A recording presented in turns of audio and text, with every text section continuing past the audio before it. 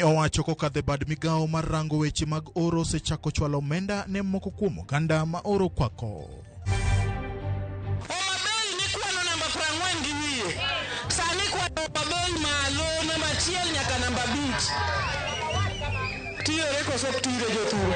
Governor Gladys Wanga okwedo jogo mawuotho ka lando ni sirikande onge gima osetimo kendo ni thoth dongruok madhi nyime e kaunti no itimo mana gi sirikal mamalo. There are some schools that have very few students, very few students. And we are worried that these schools can be closed because they don't have enrollment that is needed by the ministry. Luoro nitiere ni sikunde mag Ogalko Baringo South kideklor kaluore kod kwan mapiny mag jopuonjre mag grade 10 madonje sikunde go.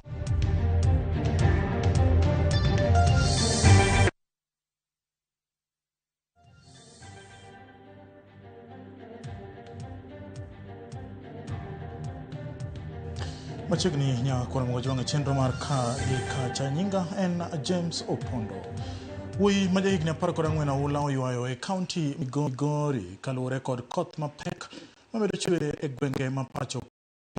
Wuoro en apisa ma ochung'ne weche alwora kod masiche kaunti ma Migori ne oyango mae ka bende olero ni daraja matudo Nyarongi kod Korwa e kar chung' od bura ma Suna East bende oula mapek no ne oywayo.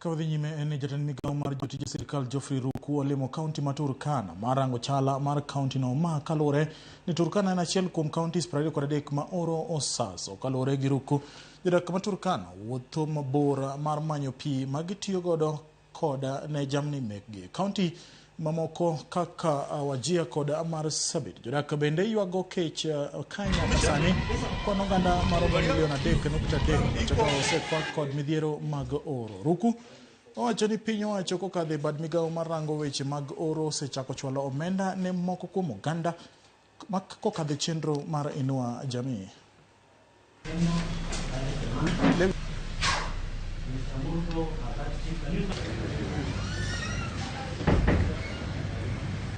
And we are putting all these interventions as a government to ensure that 3.3 million people affected, the arrive route is sustained, the arrive route is not severely affected, and they are not sleeping hungry because of lack of food.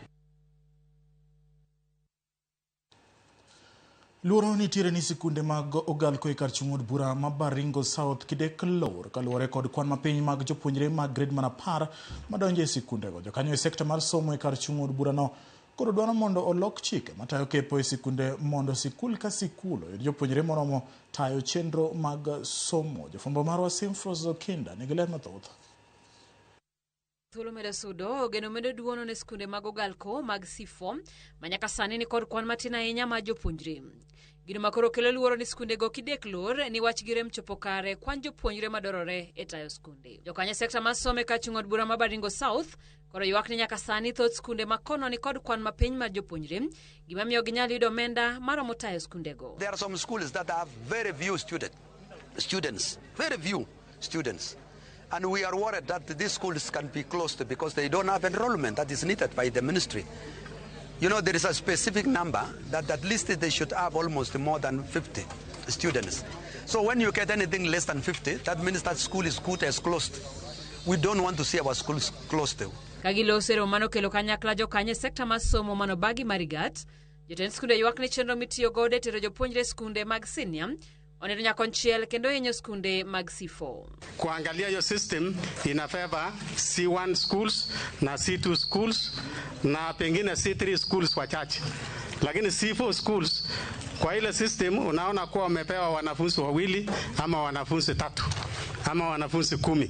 Na kwa hao wanafunzi 10 pengine 8 wanaenda mashule zingine, 2 wanakuja shule. So unakuta kuwa mashule zetu hawana wanafunzi.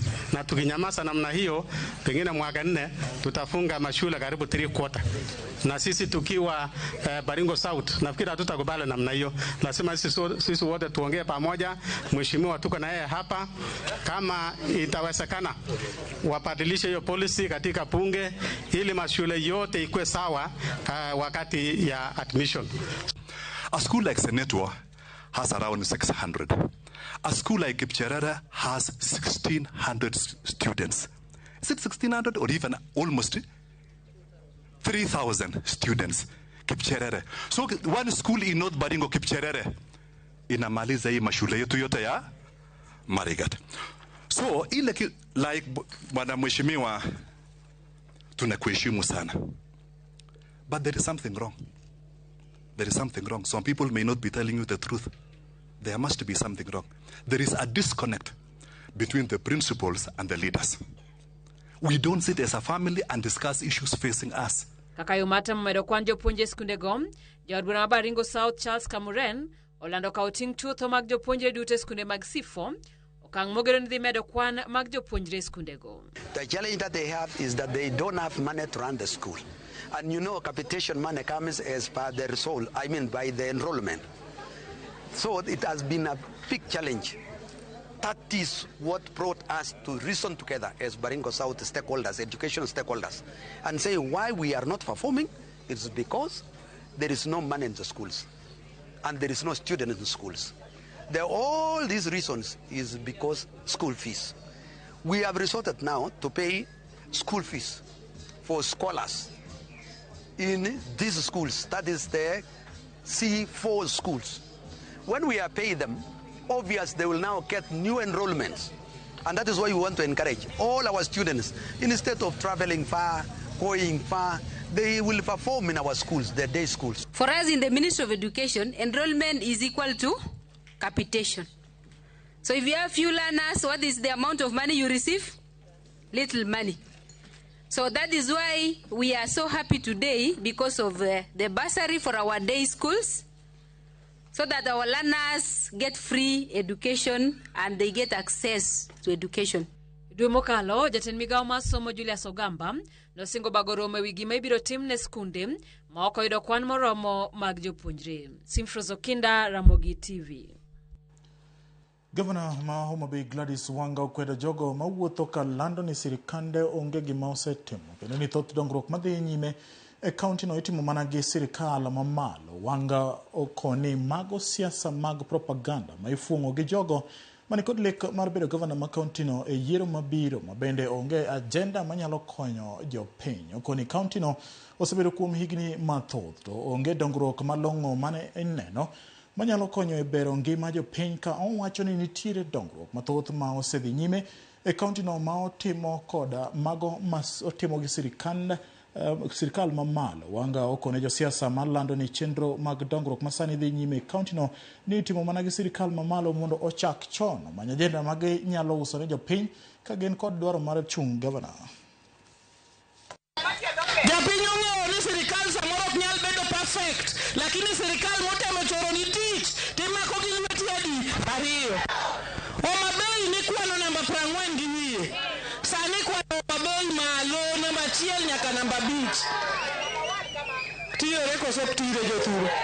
Jomoko be wacho ni tije mosetiyore Homa Bay gin mag national government.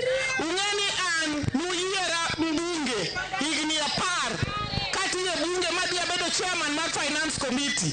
Sama nati yono nokaninde class, nati mogi miluongo ni networking. Kabira bedo governor, ang'e dot miduongo mondo gik moko timre nade obi. Migao mar somo ogolo siem mager ne jopuonj ma ok opwodhi kod duol mandiko jopuonj TSC mar donjo sikunde kendo chiwo puonj moramora ne jopuonjre kama oting'o puonjo tuke kod drama ma en okang' mar keto arita makare ne puonj kod jopuonjre e sikunde. Director mar somo e kaunti ma Nandi Harrison Muriuki wacho ni thoth sikunde osebedo ka tiyo kod jopuonj mawuok oko ma ok gidewo chike moketi kod TSC. Olero ni okang' ma kamano ketho chike matayo chenro mag somo kendo ng'iko somo mag jopuonjre yudo. Tend somo e kaunti no koro dwaro mondo jotend sikunde one ni jalony moro amora mikele sikul mondo opuonj tuke kata drama opwodhi. Shule zina engage coaches from outside na tungetaka walimu wenyewe wale wameandikwa na TSC wa present hizo team kwa michezo, ndio tuwe na nidhamu na tusiwe na vurugu katika michezo yetu hapa Nandi County. At times schools engage non-teachers to train students in co-curricular activities. These non-teachers are not well equipped on how to handle students, particularly on discipline matters. So when teachers are recognized by the employer, then it means that it's an appreciation. Kalure gi kwan mathoth mag nyiri mosebedo kiro choratich gi kadhowadh nam chumbi. Riwruok midendo ni crew sani owuok oko mar tiego nyirigo ma bende moko kuomgi osebedo kakale akweda. Joseph Oluoch ma en achiel kuom apisas manie riwruogno ma bende temo reso nyithindo ma nyiri michuno gi keny momondo koni tiegruok mag tije lwedo ma gichiwo gige to chiwo negi thuolo mag tije to chutho timo ohala. E romo mane obagi to nonoka ma bende ne okelo kanyakla nyiri duto ma tiegore e bwo chenro ni, nyirigo ne okoni lek margi en neno ni giyawo ohelni magi kende. Moro ma nodonje keny kok nong'eyo gimomiyo nodonje keny. Nitie moro modonje keny ke jonyuol ne onge, koro dong othagore, neno kodhi wuowi moro dhi mokende, koro nyalo chako ngimane obed maber. Then buda matindo bilo ni ngima mano paro no ke ngima mobete kacha. En nyako ma pod en diegni 23 koni kendo wuowi ni osemedo ne dhako, en gi nyieke, koro maisha modak gi age mare oneno ka en mar thagruok. Kikwayo pesa en goch, to en ratiro mari mondo midichuo mi pesa kaka nyithindo nyalo konyre. So this organization has helped us a lot because hizi skills zitatusaidia as girls to employ ourselves, to start our own businesses and get our own money. Nilichagua baking kwa sababu sikuwa na kitu cha kufanya na nilikuwa na interest ya kufanya hiyo baking, sikuwa na pesa za kujipeleka, ikabidi ni join hiyo crew, manake ilikuwa free, walituoffer free scholarship. Inanipatia skills ambazo zitanisaidia hapo mbele, naweza fungua my own shop ya baking ama nikaandika hata pia kwa bakery. Nikimaliza salama, kama watu wa crew wanaweza kunisaidia support kidogo, nifungue mlango, nifungue business yangu na mimi nijiendeleze.